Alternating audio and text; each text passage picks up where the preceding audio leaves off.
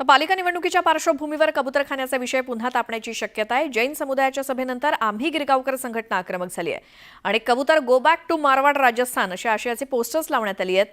शांतीदूताच्या कबुतरांना आता त्याच्या राज्यात जनकल्याणासाठी पाठवण्याची सुरुवात प्रत्येक मराठी लोकांना आता करावीच लागेल असा मजकूर यावरती लिहिण्यात आलाय। या अगोदर देखील आम्ही गिरगावकर संघटनेनं कबूतरखान्यांसंदर्भात आक्रमक भूमिका घेतलेली होती।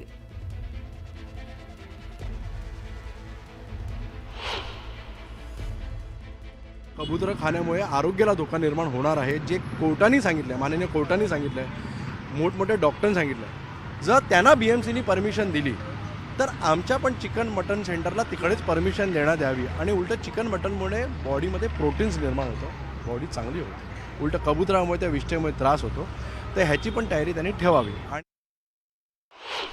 मारवाडी हा जर आता काही महिन्यापूर्वी जे आंदोलन झालं होतं तसं आता त्या चळवळीची सुरुवात आम्ही गिरगावकरपासून आम्ही करायच्या माध्यमानं की गो बॅक टू मारवाड, कारण तुम्ही मूळचे तिकडे आहात आणि आजही तुमचा मारवाड, तुमचा राजस्थान हा महाराष्ट्राच्या प्रचंड मागे आहे।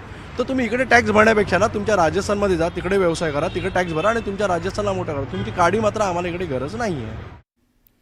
दरम्यान कबूतरखान्यांवरनं संजय राऊत यांनी मंगल प्रभात लोढा यांना टोला लगावलाय।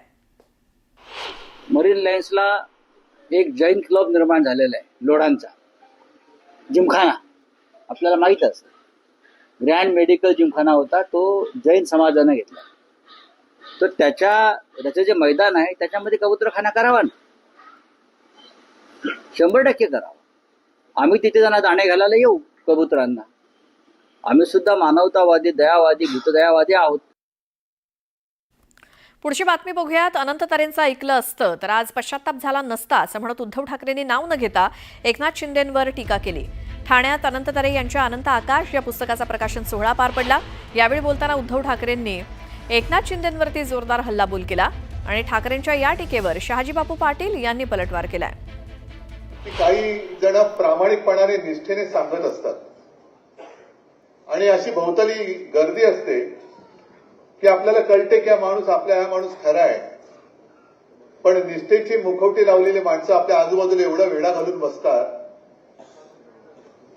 की नाही म्हटलं तरी थोडंसं नकळत दुर्लक्ष होतं। आणि आता मला एक नाही म्हटलं तरी पश्चाताप होतोय की तेव्हा जर का अनंत तर यांचं ऐकलं असतं